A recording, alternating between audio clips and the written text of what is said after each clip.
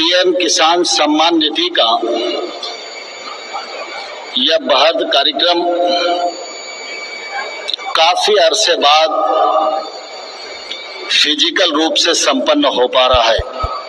प्रधानमंत्री जी ने किसान के खाते में पैसा जाए, ये हमेशा सुनिश्चित करने का प्रयास किया और वर्चुअल मार्ग को कार्यक्रम के लिए अपनाया। लेकिन आज सब लोग बड़ी संख्या में दिल्ली में भी उपस्थित हैं और देश भर में 732 कृषि विज्ञान केंद्रों पर किसान जुड़े हुए हैं, 50,000 पैक्स पर किसान जुड़े हुए हैं, 75 कृषि विश्वविद्यालयों में किसान जुड़े हुए हैं, छात्र जुड़े हुए हैं। आईसीआर के सभी संस्थानों में यह कार्यक्रम संपन्न हो रहा है। ऐसे कुल मिलाकर देश भर में 1 करोड़ से अधिक किसानों का समागम पीएम किसान सम्मेलन के माध्यम से संपन्न हो रहा है। मैं देश भर के सभी किसान भाइयों और बहनों से हम सब के नेता प्रिय प्रधानमंत्री माननीय नरेंद्र मोदी जी का हृदय से बहुत बहुत स्वागत करता हूं, बहुत बहुत अभिनंदन करना चाहता हूं। हम सब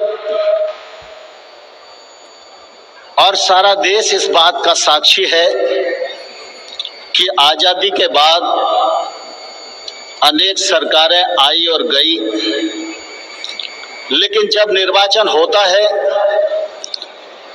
तो राजनीतिक दल अपना घोषणा पत्र तैयार करते हैं, जनता के बीच में वचन देते हैं।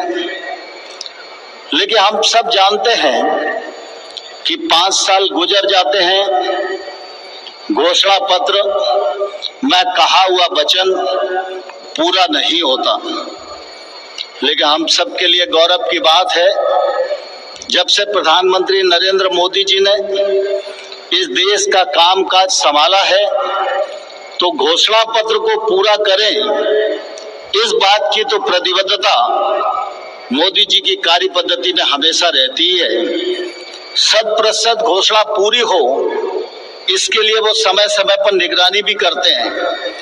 लेकिन बीच बीच में चाहे किसान का कल्याण हो, चाहे गरीब का कल्याण हो, चाहे बहन का कल्याण हो, चाहे युवाओं के उत्थान का सवाल हो, जब भी कोई विषय ध्यान में आता है तो घोषणा पत्र के अतिरिक्त भी अनेक काम नरेंद्र मोदी जी की सरकार सफलतापूर्वक संपन्न करती है।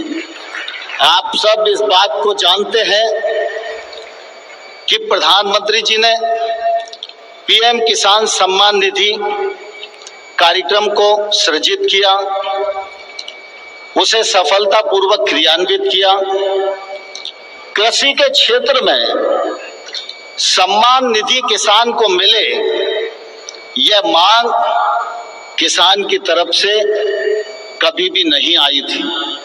लेकिन प्रधानमंत्री जी जानते थे कि जब उन्होंने किसान की आमदनी बढ़ाने के लिए देश भर के राज्य सरकारों को, किसान संगठनों को, किसानों को, केंद्र सरकार को, सभी लोगों को आह्वान किया, तो उन्हें लगता था कि बाकी सब लोग काम करेंगे, लेकिन हमको भी केंद्र सरकार की तरफ से किसान की आय बढ़ाने में सीधी सहायता प्रदान करनी चाहिए।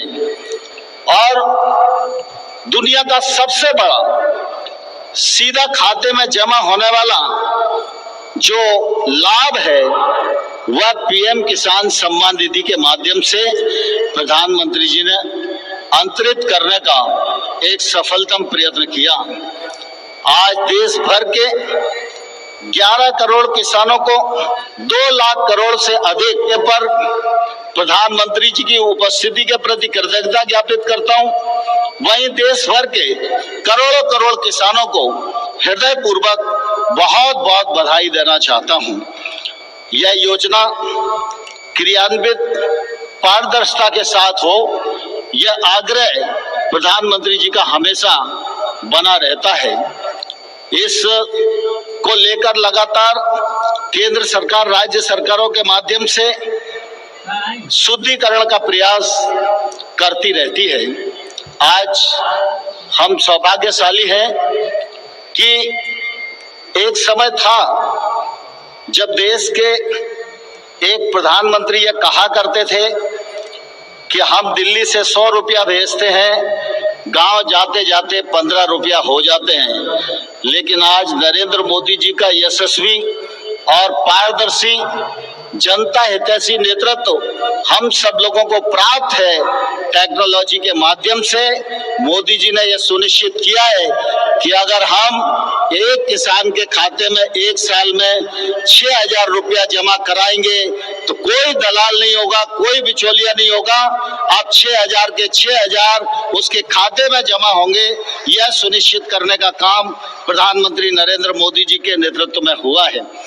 आज किसानों के साथ साथ एग्री स्टार्टअप्स का कॉन्क्लेव भी माननीय प्रधानमंत्री के कर कमलों से शुभारंभ होने वाला है। हम सब इस बात को भली भांति जानते हैं, इजाद करके काम करने को कैसे आसान किया जा सकता है, नुकसान को कैसे बचाया जा सकता है, उत्पादन और उत्पादकता कैसे बढ़ाई जा सकती है, फसल के उपरांत नुकसान को कैसे रोका जा सकता है, किसान सूचनाओं के नजदीक कैसे आ सकता है। इस दृष्टि से लगातार हमारे एग्री स्टार्टअप देश भर में काम कर रहे हैं। आज 1500 से अधिक स्टार्टअप्स इस प्रांगण में मौजूद हैं। 300 से अधिक लोगों ने अपने अपने स्टॉल भी यहाँ एग्जीबिशन में लगाए हुए। मुझे ध्यान है जब प्रधानमंत्री नरेंद्र मोदी जी ने 2014 में अपना कामकाज प्रधानमंत्री के रूप में संभाला था, तब 80 से लेकर 100 तक स्टार्टअप इस क्षेत्र में काम करते थे। लेकिन इन वर्षों में प्रधानमंत्री जी के दूरदर्शी नेतृत्व के कारण, उनके निरंतर आग्रह के परिणाम स्वरूप आज 2000 स्टार्टअप्स लगभग काम कर रहे हैं। और प्रधानमंत्री जी की कोशिश है कि स्टार्टअप की संख्या इस क्षेत्र में 10,000 से अधिक होनी चाहिए और इसके माध्यम से कृषि के क्षेत्र में भी नुकसान को बचाया जाए और किसान का मुनाफा बढ़ाया जाए और रोजगार के अवसर सृजित हो। यह प्रधानमंत्री जी की प्राथमिकता है। आज हम सबके लिए बहुत ही प्रसन्नता का विषय है, प्रधानमंत्री जी की प्रेरणा से जहां एक और यूरिया के विकल्प के रूप में नैनो यूरिया इफ्को के माध्यम से इजाद किया गया, अनुसंधान करके उस काम को भी मनसुख भाई के नेतृत्व में तीव्र गति से आगे बढ़ाने का काम किया जा रहा है। आज मनसुख भाई ने आप सबके सामने अपनी बात रखी है। प्रधानमंत्री किसान समृद्धि केंद्र, प्रधानमंत्री जी की हमेशा ये आग्रह रहता है कि एक देश है तो एक जन होना चाहिए, एक देश है तो एक टैक्स होना चाहिए। इसी प्रकार से देश एक है तो एक ही प्रकार का खाद होना चाहिए। और इसलिए आज मनसुख भाई ने पद्धति में आमूलचूल परिवर्तन कर दिया है। अब यूरिया तो होगा, डीएपी तो होगा, लेकिन सब भारत यूरिया, भारत डीएपी के नाम से किसान समृद्धि केंद्र पर मिलेंगे। यह किसान समृद्धि केंद्र किसान को आदान प्राप्त करने के लिए और किसान को अन्य प्रकार की समस्याओं के निराकरण करने के लिए एक सक्षम केंद्र आने वाले कल में साबित हो।